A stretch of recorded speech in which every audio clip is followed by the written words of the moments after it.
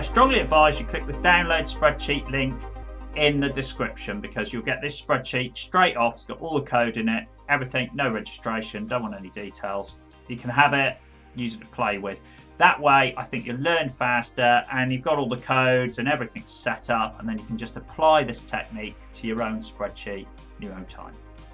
Okay, so to create this method here, where I've got this drop down that can show various different views, it's actually pretty darn simple, to be honest. We're making use of a built-in Excel feature that uses these views called custom views, and then we're just linking them to a really simple macro that's putting them onto a drop-down box to access them.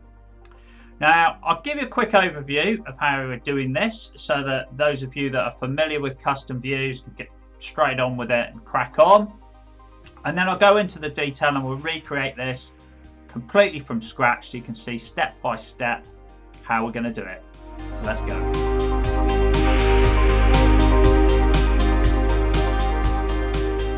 Okay, so in order to create this technique, all I've done is I've created various custom views here, and you could and then I've recorded that macro showing those custom views and used that kind of code and linked it to a combo box. Now, in order to have the combo box pick up new views, I've used a new bit of code, which you might have seen something similar before. So if I click into view codes, by the way, all the green in here is just my comments. The actual amount of code is very low. So this is the key piece of code here. I'm just looping through every custom view in the active workbook and adding it to the combo box. So every time you drop down on the arrow of the combo box, it clears the entries and adds all the new custom views in. And then, depending on, as long as you haven't picked anything blank, it selects it and shows it. So that's the overview. That's what we're going to do. I'm now going to create it completely from scratch.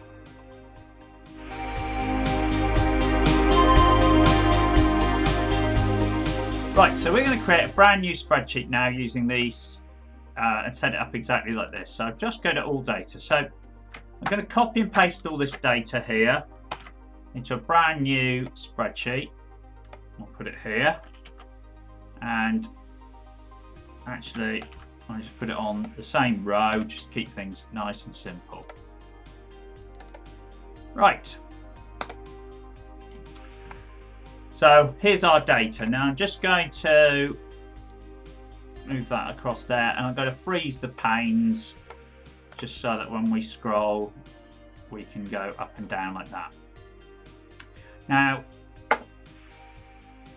at the moment we're just on this sort of book one here. We've got no custom views, nothing built in.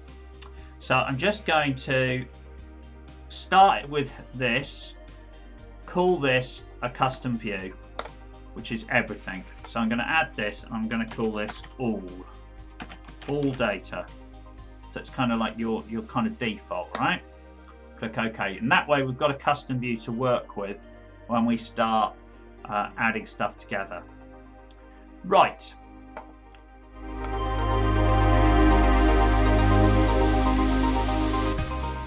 So because we're dealing with VBA code, we're going to use an ActiveX control drop down, which is this one here, combo box ActiveX. Just, you could use a form control. I mean, you could even use data validation list if you're really keen. You know, you can get the technique to work, but because we're using VBA, we might as well go straight for the ActiveX control. We've got a full range of features and built-in event procedures. So when we click on it, we can have macros running. Nice and simple. So I'm going to, holding down Alt, I can make this as wide as I want. So I'm going to make it about that wide. Now I'm just going to right click on it and go to properties and look at some of the key properties that we need to be careful of. So the very first one is the style. It says at the moment it is a drop down combo. We want it to be a drop down list. The reason for that is a combo will let you type any entry you want into it. And that's going to just confuse, we've got set custom views that we're going to be picking up. We don't need people typing what they want in there. Make it a list. Next one, I'm going to get rid of this sunken view. And the reason that I do that, by the way, is when you're working on, it restricts the amount of area that for your font. And that's fine in that, when you're working with user forms, you can make it as big as you like. But when you're on a worksheet, it's better to have it matching sort of cell heights and things like that. So I'll make that flat. And when you do that, you can see when you click away, you've got no border. So now just need to put border single. We need this to be floating on top of the spreadsheet, because when we're hiding and showing various columns, we don't want these things moving around. So we need them floating over. So if we go to Format Control and Properties, just tick on this, don't move or size with cells. And when we insert our text box, again, hold down Alt to match it to the cell size. Exactly the same thing. Format Control, don't move or size with cells. That way, everything's going to just sort of stay in line, and we can even hide the very columns that are underneath that, those controls. So again, Properties. This, we're going to have a border, single border, and the caption that we want is, we can say choose view.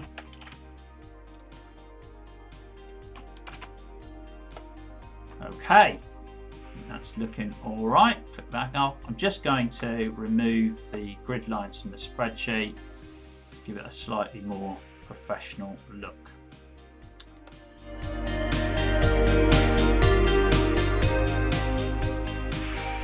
So far, so good. So we've got our panes frozen and we've got one view. Well, I'm going to create a custom view and then record a macro showing me how I select that. So let's pick a relatively straightforward one where we just hide, all the product and regional data. So let's just hide all of that and apply some filters with Control-Shift-L. Let's hide that as well, we don't need that. And we'll filter it to critical orders. Okay, let's just pick that one. So if I go then custom view, add, let's give it a name. If I just call that critical order, critical orders, let's just call it now. Right, okay. So we've got two custom views.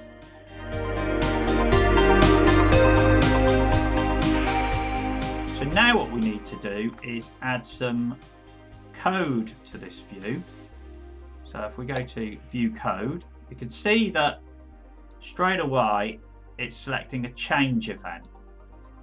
Now actually I don't want to use a change event because I want it to populate from the list of custom views, and if I can't wait for it to change in order to do that, otherwise you get, I've done it before, what happens is you get your previous list, you pick something, then it updates, then you have to go click on it again to see the new list. So it's much better if we pick the drop button click event and delete that event.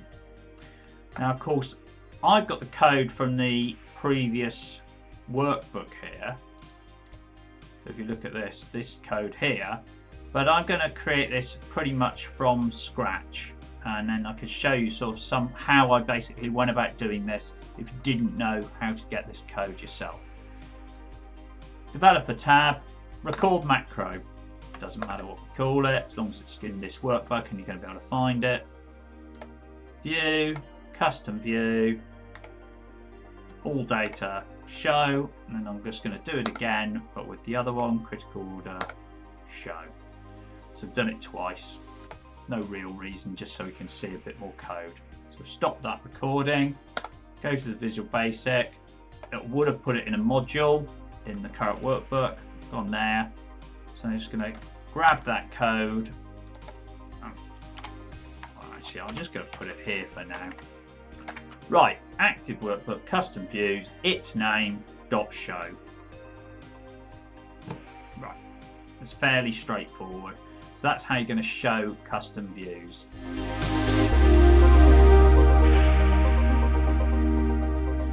Now, what we want to do is detect all the custom views. It's a fairly standard technique I kind of use. So let's just make this in a test macro, actually, because otherwise then we can test it. So this for each command. So for each, and then you just make up some kind of name. So we want to loop through all our views. So I'm just going to call it OView, as it's a view object. You know, just like to prefix my variables in VBA with something that kind of represents the type of variable they are. So OView in, and then I'm just going to say active workbook.custom views, and then next OView. Right, so this is a loop that's going to loop through all our custom views and allocate them to this variable OView. So we then have this combo box 1. So if we do combo box 1 dot add item, what are we going to add? We're going to add OView dot name. So that's my guess, right, at what might work.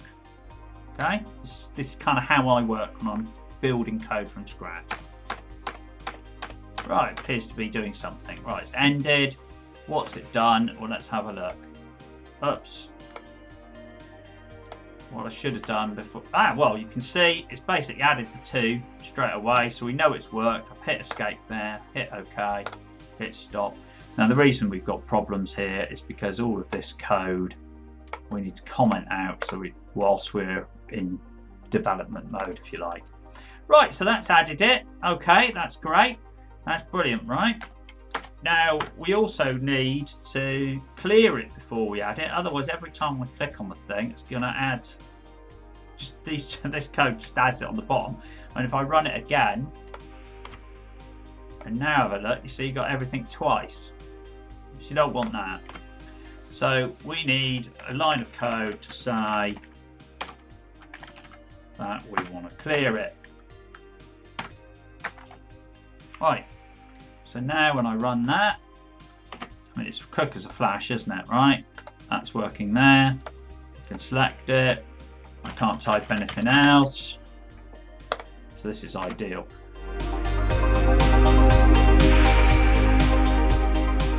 So now all we want to do is say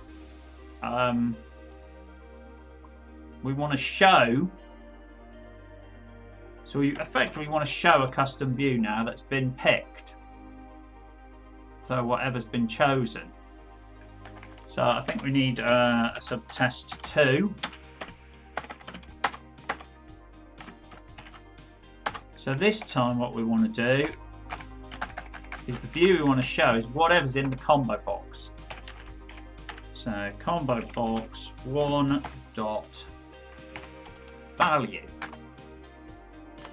So what's in the combo box? All data. Perfect, because we're not in all data view at the moment. Run that macro. We're at all data.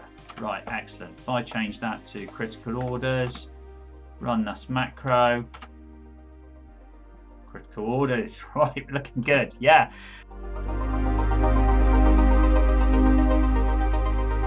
So now all we need to do is get this automated, really. So this is our core code. So if we stick something in here, this drop down box click, this is the way this is how we want to. So in an ideal world, what I would say is that when you click on the drop down, you run this code, and when you run, so if we go to combo box 1, and then we go to a change event, so we've got a change event, and then we got a drop button click event. So in my simple terms, when I was thinking about doing this video for you, I thought, right, well, I'll just run this code in the drop down. So when you click the drop down, it populates the list, and then I'll run this code on the change event. And so, you click on the drop down, it populates the list, you pick what you want, and it shows you the view. Right, for some unexplainable reason, Excel runs this event twice. It runs it once when the drop down comes down, and then it runs it again as it goes back up. And the problem with that is that what happens, if you think about this logically, is that what I'm going to do is clear the list and populate it. Then somebody's going to pick an item, right, which will run this macro. It will show the view. Then when they go back up, it's going to clear the list and populate it again, which is then going to trigger the show macro again. Because, sorry, the change macro again, because the list has just changed. So you end up in this ridiculous loop where you always end up with some sort of blank situation going on. I won't bother showing you because I made the mistake. Trust me, it doesn't work. So what we need to do is build the whole thing into the drop button click event. And then what we'll do is, because we know it's going to run twice, we'll just have this sort of alternating flag so we can tell whether it's when the list is coming down or whether it's when the list is going up. Because when the list comes down, we populate the list, and when the list goes back up, we know they must have selected an item, so we'll just show the view. How do we achieve this? Well, this is a great little technique that I discovered a few years ago, and I use it all the time now in coding. So what we need is just like any old cell we can use here, right? And I'm just going to call this tag. I always put an N, same reason I put an O in front of the word view earlier in the VBA code. I put an N in front of it so that we can, I know it's a named range. Hit enter. Don't just click out of it because it won't register it. Hit enter. We now have a name range called N tag. And I'm going to put a number 1 in it. Okay, so it's got a 1 in it. So, what I want to do, I'm going to tab all this in slightly. I want to detect if there's a number 1 in that range, okay?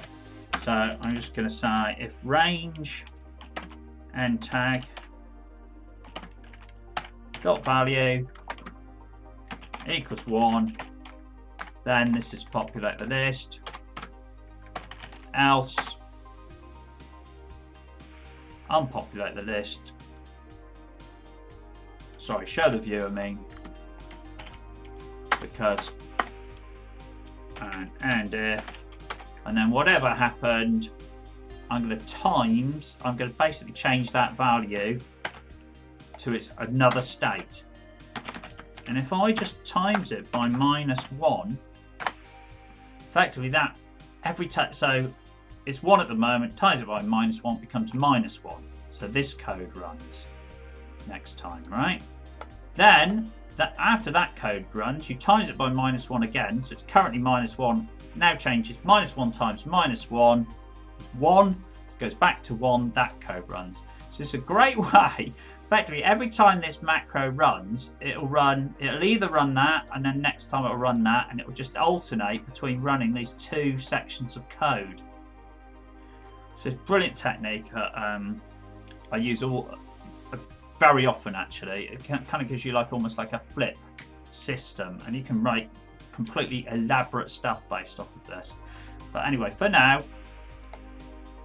click it once, populates it. As it goes up, populates it again. So if I run test, all it's going to do is populate it at the moment, right? And then it'll run at -1, and then next time it'll show the view. So I'm actually going to drop this straight into here now. So if I uncomment that, incidentally, these 2 toolbars that I'm using here, you can, I'm just going to move them over here actually, because I frequently find they're in the wrong place for me. Right, you can just go into view toolbars and you can add them on here. Right, so uncommented that, and I put all of that code into here. And I'm going to delete these two tests and all of that rubbish there.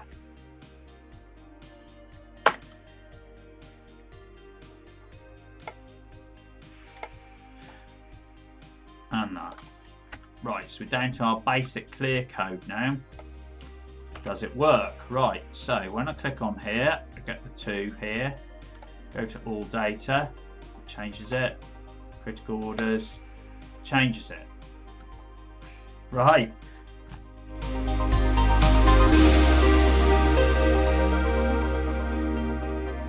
Well, let's just test it here, because there is a slight issue you need to deal with, because if I go, actually, that's it, see, I just clicked on the blank.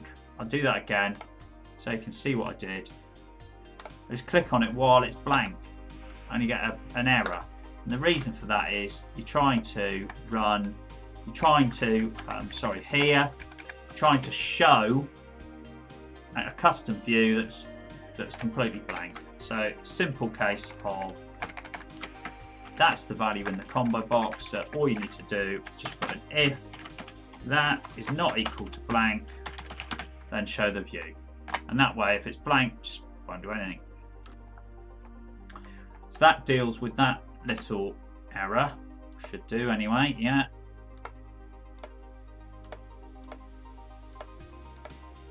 Certainly not. Now the reason for that is because we need to reset our tag because we had these errors. So it's very important here. Yeah, the tag needs to be 1 before you start. In other words, 1 means populate. So now we've got our critical orders, all data. We can switch between the 2.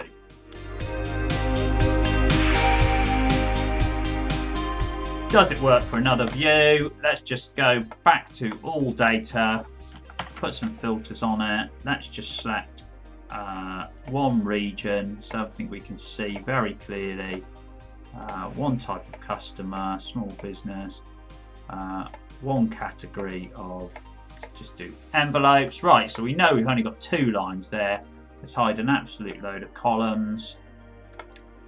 Call that a custom view.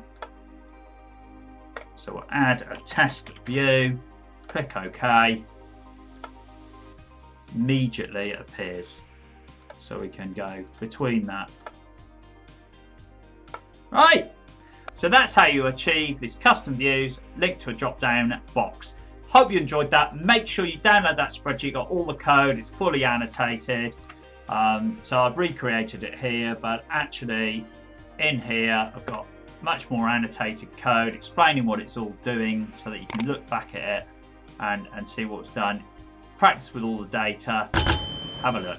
Hope you enjoyed that. Make sure you have a look around the channel for plenty more tips and tricks from Up for Excel. I'll see you soon.